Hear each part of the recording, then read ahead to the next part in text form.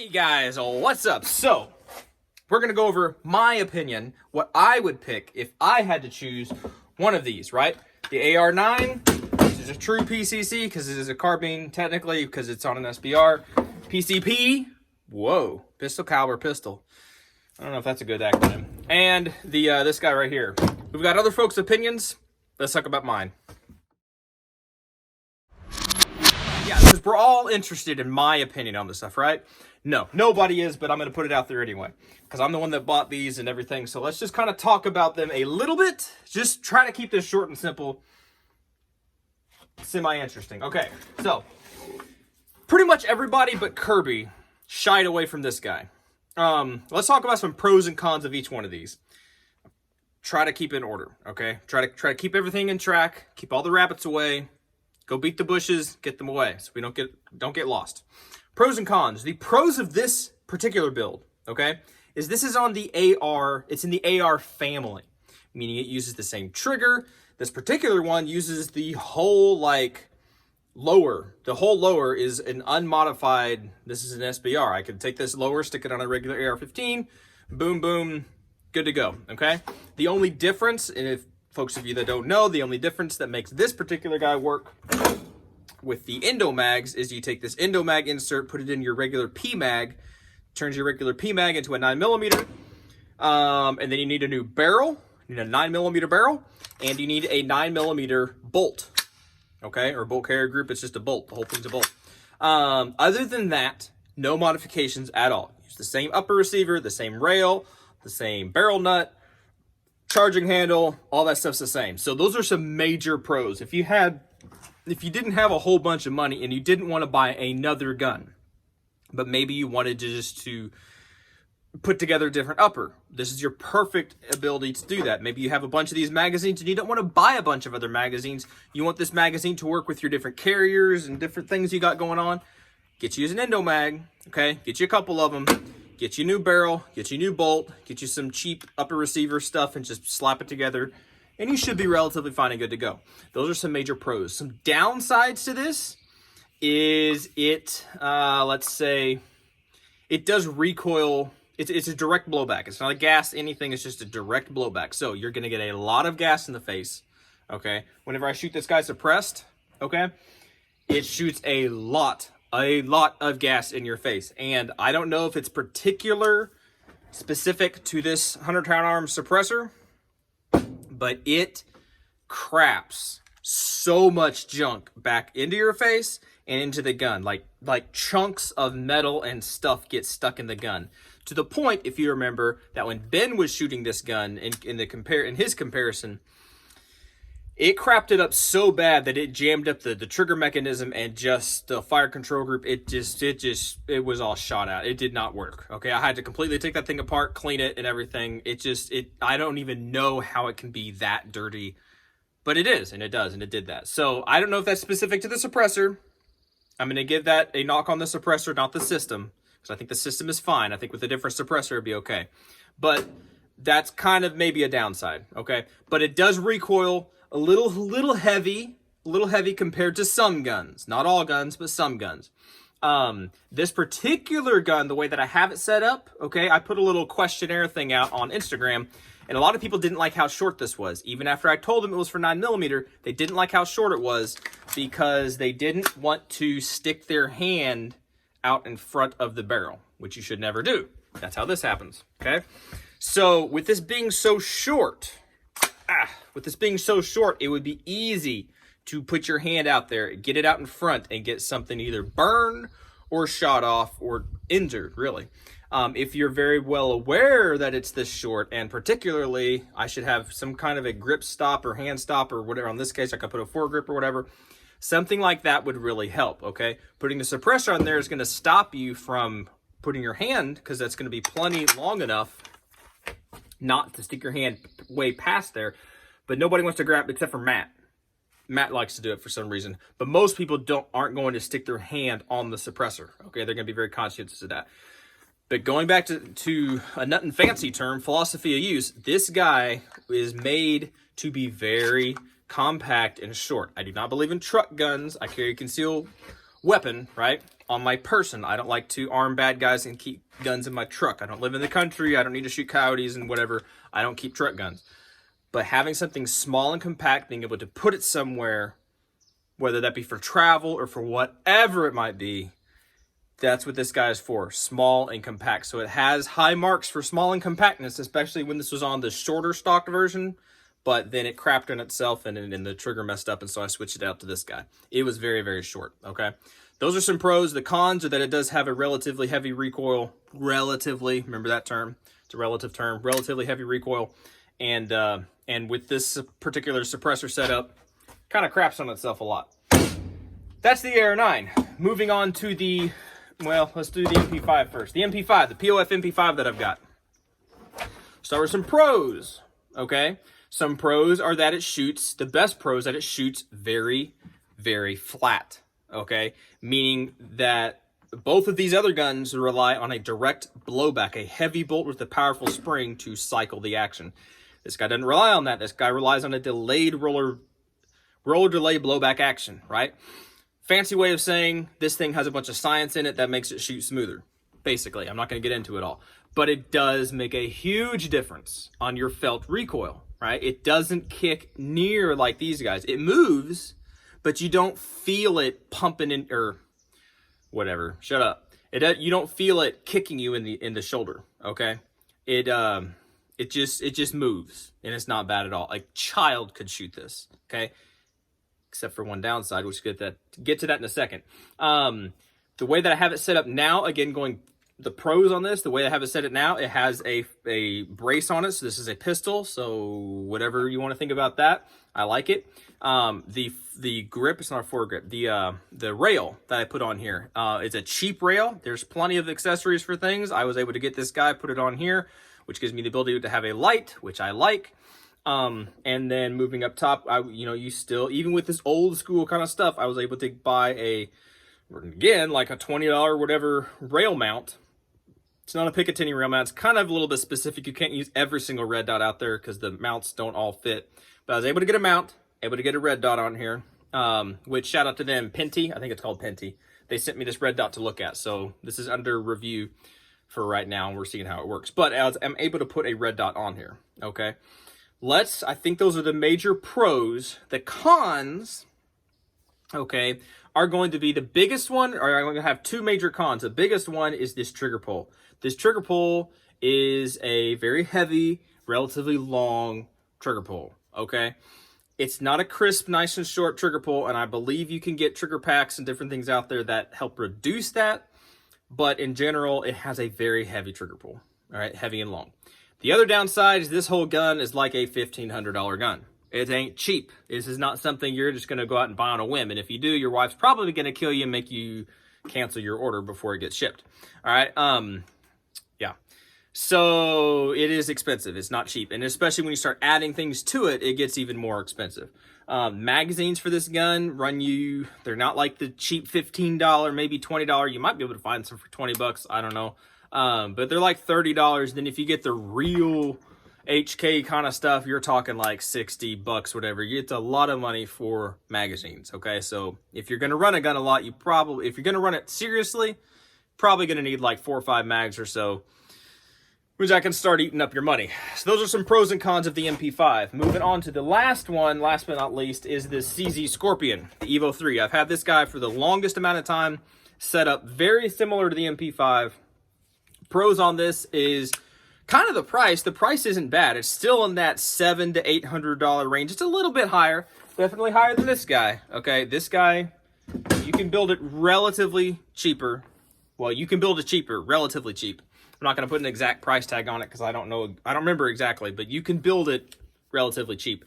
But this guy is in that mid tier, probably about $800, give or take, depending on where you get it new, get it used, whatever kind of stuff you got on it. I like the fact it's got a rail across the top. This guy doesn't come with a rail across the top, just fine. Some of them do, some of them don't. This guy does, even though it's plastic. I've never had a problem with it losing zero. You get a nice co-witness, which you don't get with every single kind of a red dot out of that MP5. But you get a nice co-witness. The ergonomics, I like how it feels. It actually functions very much like the MP5, where you can do the HK slap, right? You can lock your bolt open. You also have on this side a little bolt hold open feature to where when you go dry, okay, I didn't pop it up. When you go dry, you can hit that little paddle or push it down, and it will drop your bolt for you. I like that. I actually like that. That's a pro in my opinion. Let's talk about, I think that's basically it. Let's talk about some of the cons. Is that, again, this guy has a heavy trigger pull. All right, kind of a trend that we're seeing here. It's got about an 8-ish pound trigger, and as it came from the factory, it had a ambi, can't use my words, an ambi safety selector. And when you would put it down, I've changed it. When you would put it down, that would eat into your finger. It was that perfect placement to really hurt you. I don't know why they did that. I mean, I can see why they would want an ambi safety, because a lot of people like your ambi safety. But when you run that on your right side for a right-handed shooter, that's going to dig into your knuckle, and it was very annoying. Really got in the way. So I deleted that feature, and I put this little guy on here. I think it's HB Industries. Okay. Yeah, and those are your major cons. The recoil impulse, right? That have the feely of how how it feels whenever you shoot it. Like the AR-9, it's got a big bolt in here. It's like this big, right? It's this huge piece of steel, and it's got a nice heavy spring, and that's what you feel. When this thing goes off, it's just this big mass in here bouncing around. Now, some people have said that even though it is, I think it was Ben who said it, even though it is a big, heavy recoil, and you feel it go clunking, right? It's consistent. Now, this has a brake, so that might be part of why, even though it comes back on you, right? it's still consistent. The brake does somewhat help keep that where it needs to be. Whereas the MP5 has a lighter recoil, but a bare muzzle. And so some people say that whenever it recoils, even though it recoils a little bit, it's a little bit more wiggle waggly. See, I can use big terms like recoil impulse, and then I'll use wiggle waggly. So you got to kind of go with the flow here a little bit. So yeah, if I was to put a comp or a brake or whatever on this guy, it might make a difference. I don't know. But that's why some people say they still lean towards this guy, because even with that comp, even with that heavy bolt, it's consistent. People like consistency, okay? Something I've done to this gun to kind of fix some of those issues is from, I believe it's M Carbo. They have a spring kit for the trigger, and it literally dropped it from an 8-pound to a 4.5-pound trigger consistently. So this trigger pull right now is actually very nice, okay? I talked about that more in another video. I don't know if it's out yet or not, but it makes it way nicer. And it takes away that heavy trigger pull. A 4.5-pound trigger pull is not bad. That's not bad at all, especially when it's on a PCC or something like this, where you can use this up against your cheek, your shoulder, your whatever. You can brace it on something. You have multiple points of contact on this guy, and you can isolate that trigger pull.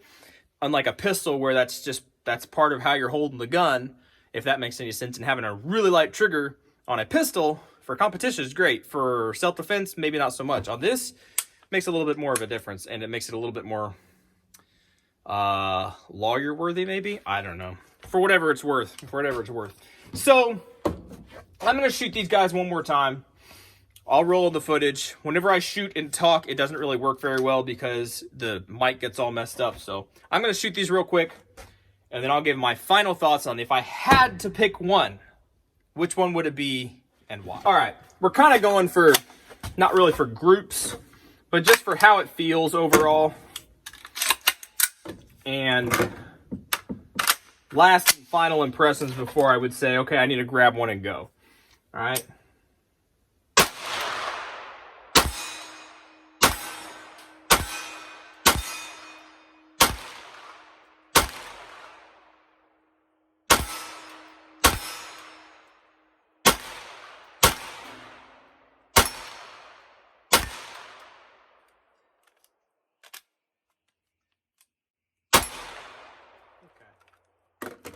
All right, so with this guy, you do feel, I don't know if you heard it, mics on the iPhones aren't the best thing, especially with loud noises. You can definitely hear the twang of the spring. You can feel it kick, thump, thump, thump. It's not sighted in very well at all right now. I'm aiming center mass and I'm hitting way right. Whatever. That's a couple clicks and I can fix that. It doesn't rise too much, but you do feel it kick. Okay, so if that's people's issues, it shoots fine. It shoots just kind of like shooting a heavy AR-15, basically. Okay. Moving on to the Scorpion. Let's do this Scorpion feller here. Let's lock it open. Drop that bolt. Do the same thing for this guy. Let's just aim. We'll aim at the guy's head. Okay, we'll do a headshot.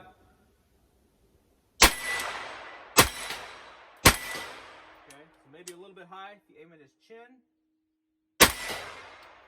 Yeah, if you aim at his chin, you hit him right between the eyes. That's not bad at all.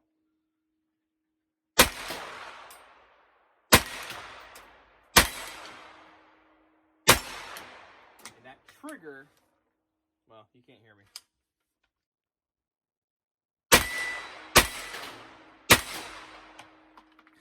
All right, that trigger, the spring kit that we put in there, that makes a difference. That really makes it a lot more pleasant to shoot, okay? And accuracy-wise, I mean, it's accurate.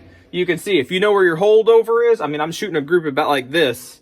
This is like 16, 17 yards or so, something like that. But it's exactly like this. It's easy to see where I'm hitting. It's easy to see what I'm doing, and it's fine. It works just great, no issues.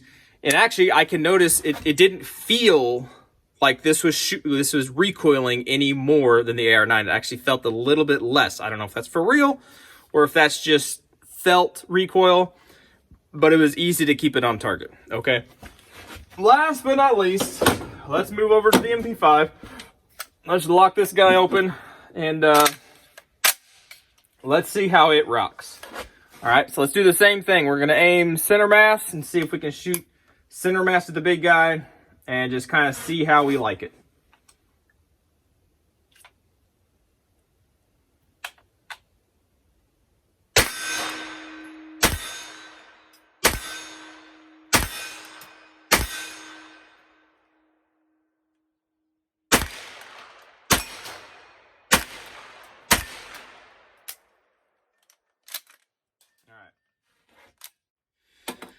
Okay, so with this guy, it makes a big difference of the recoil, felt recoil, all that kind of thing. It is smoother, way smoother than both of the other ones combined. Like, it is way smoother.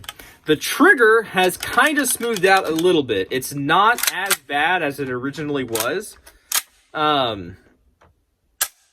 It's not. It's still a little heavy, still a little clanky. It's not a precise trigger kind of thing, whatever, but it is better than what it was before. And I haven't really done much to it. I polished a couple connection points just very lightly. I was being very careful. Probably could have done a lot more, but I was just being very cautious and careful. And it seemed to have helped a little bit. Accuracy-wise, dang. Like, you probably can't see it from here, but I'm stacking, easily stacking like 5 shots in like a, I don't know, a $50 piece size, whatever, if anybody even knows what those are anymore. Easily stacking them in there. Very, very consistent, very, very easy to shoot, very, very accurate. Okay. I did notice again that even though the recoil was light, it does have that little bit of a wiggle waggle after you shoot it. It's a little bit different. It's definitely different than the other guns. I don't know if that's part of the recoil system or whatever it is.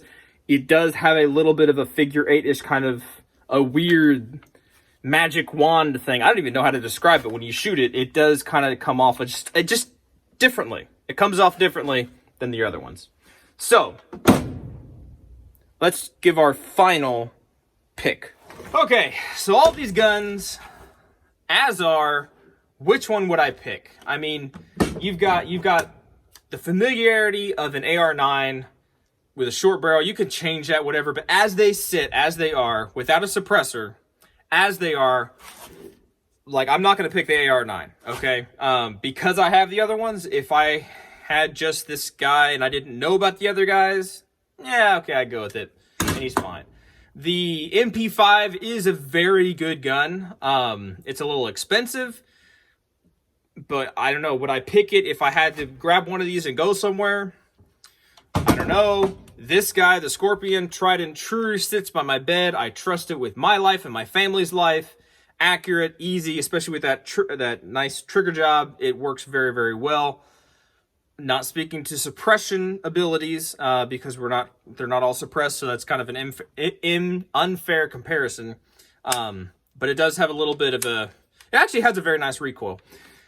But if I had to pick one right now and grab one and go, given the fact of how smooth this guy shoots and how accurate he really is, and I can hit out to 100 yards relatively easily, more consistently than this guy for whatever reason, I would pick the MP5. Right now, just like this. Now, throw a caveat in there. If I was to run this like I usually have this guy set up with the suppressor and with my 165 grain Hush ammo, I pick this guy all day, every day. Okay? Because that is an extremely quiet, like very nice accuracy-wise for close distance, which is how this thing is set up. It's not set up for long-range stuff, all right? It's nice that the MP5 can reach out there and do that, but that's not what this guy's set up and specifically intended for use. But if I was to suppress this guy, right, put the suppressor on there, put my 165s in there, it's a beauty. It's a beauty, okay? However, that being said, whenever the ATF finally comes around, hopefully, Lord willing, someday soon, I will be getting my Omega 9K, which I think is going to help reduce that wiggle waggle, that muzzle movement. It's also going to suppress this guy, and then whether I use 147s or 165s or whatever kind of grain, especially subsonic ammo, I think this guy's going to win out overall. Having added this grip, it's not a foregrip, it's a rail. Tri-rail. Having added this tri-rail and putting a light on here and adding the optic has changed the usability of this gun. Okay, beforehand, I couldn't really use this gun for home defense in my opinion because it didn't have a light on it. And without a light, you can't see what you're shooting at unless you're holding a light with your other hand, which you can do. But most of the time at night, it's easier to grab one thing and get up and go than to grab one thing and your light and your whatever and your this and your that and then go try to juggle stuff while you're trying to clear your house at night. Anyway, I like this guy. All right, I'm not getting rid of any of the other ones. They all have their place. They all have their niche. Okay, but I think as I get more comfortable with the MP5, because I haven't shot it as much as the Scorpion and everything, and as I get more settled on a long-term optic, probably a Holosun, probably not 100% set on that, but probably a Holosun. And once I get that suppressor on there, with the suppressor, okay, it probably will go on both of these. But these are so similar. Look. These are so similar in length. If you stack these up, right, they are so similar in length. When you take off the suppressor. Like, this guy is a smidgen longer, just a smidgen longer. So if you're going to, like, you really have to nitpick if you're going to pick one of these over the other one. I just feel like, I don't know. They're both so good, but I'm just going to pick this guy. Okay, I'm gonna quit beating around the dead horse. I like how this guy shoots. I like how he feels. I don't like the trigger, but that's working its way out. It's fine. It's smoothing in. It's fine. But I like it. I like it a lot. I like the ergonomics of it. The safety selector is a little funky. I didn't mention that earlier, but you kind of have to break your grip a little bit, or at least I do, to get it to actuate, to use the safety. Okay, whereas the Scorpion, it's a little bit more ergonomic for your thumb to actually use it while you're aiming in or while you're sighted in. You don't have to break your grip. So that's kind of a con to the MP5, but it's a workaround. So anyway, that's what I would pick. I would pick the MP5. Is it because I spent the most money on it and I'm justifying my things? Well, maybe it is, maybe it didn't. I still like it. I like everything about it, except for the trigger. Trigger needs some work. Somebody needs to make a inexpensive trigger for this guy. Anyway, I hope that wasn't terribly annoying and terribly long and boring for y'all. But I really had fun doing this. I had fun seeing what my buddies thought. their opinions, in my opinion, are better than my opinion. That's a tongue twister for you, because they didn't spend money on this stuff. They don't have to justify. There's no bias. There's no nothing. They just pick it up, shoot it, feel it. Okay, I like this one better. Okay, cool. They don't even know how much any of this stuff costs. Or they kind of do. They're gun guys. They know. But they're not biased because they didn't spend the money on it. So, I don't know. It is what it is. Let me know what y'all think below. If you had to pick one of these, what would it be and why? The why is very important. The why is very important, okay? As a cop, would it be better to have a little guy like this, right, that you could go and clear a house pretty easily because it's very small, very compact, very short. You could carry it in your car up front and be able to get it out of your car very easily and quickly. That would make a lot of sense. Even though it's a 9mm, if it's a specific use for clearing a house, okay, well, that's one thing. Okay, you're not going to do a, hostage standoff with this kind of thing. But if you're clearing a house, I would rather have something like this than a pistol, even though they shoot the same thing. I don't know. That's just my experience and what I'm talking about. Whereas this guy, some guys do rock the MP5, and it's a little bit longer.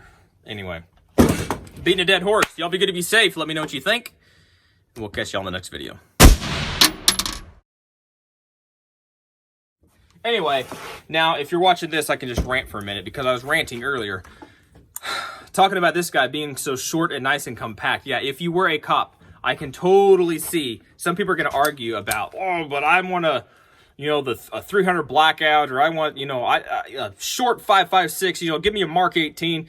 Okay, that's great, but a Mark 18 is longer than this. Sometimes it is nice to have a shorter gun. Now, if you have this guy stacked up against this guy, if you talk about your barrel lengths, yeah, this barrel's definitely longer than your pistol barrel, okay? So you're maximizing your velocity. If you're worried about all that science, gizmo, gadget, crap stuff, whatever, great, go for it.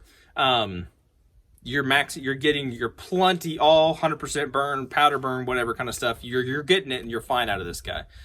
I like how short this guy is. Okay, I do. It's specific built for that. And even if I was to take off this brake and run a quality 9mm suppressor, I think it would help with some of those back pressure issues and those crapping where it eats issues and junking the gun up. I think that would really, really help. Okay, and that goes again into a nothing fancy thing, philosophy of use.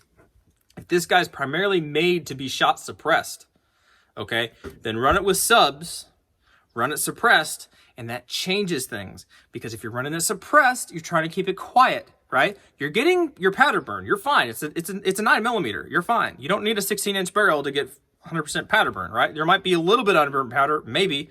There always is to some degree, okay? But you're getting sufficient powder burn. You've got your suppressor on there, and your suppressor would stick out. If you had an Omega, whatever, it's going to stick out. It's like, what, 5 inches or 4 inches or whatever.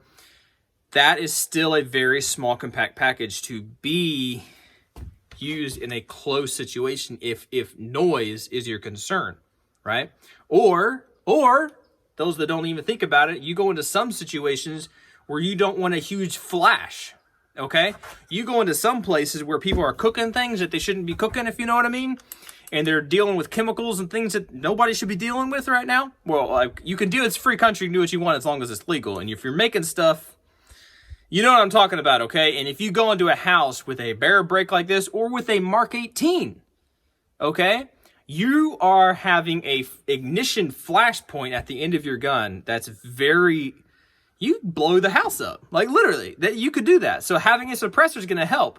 Having something like this, short and compact, with a suppressor to help with all of that, that's really going to help. It's going to help your situational awareness. So the guy next to you, to your left and right, behind and front, whatever, you're not blasting them in the face whenever you pop this thing off, especially suppressed. I was talking suppressed.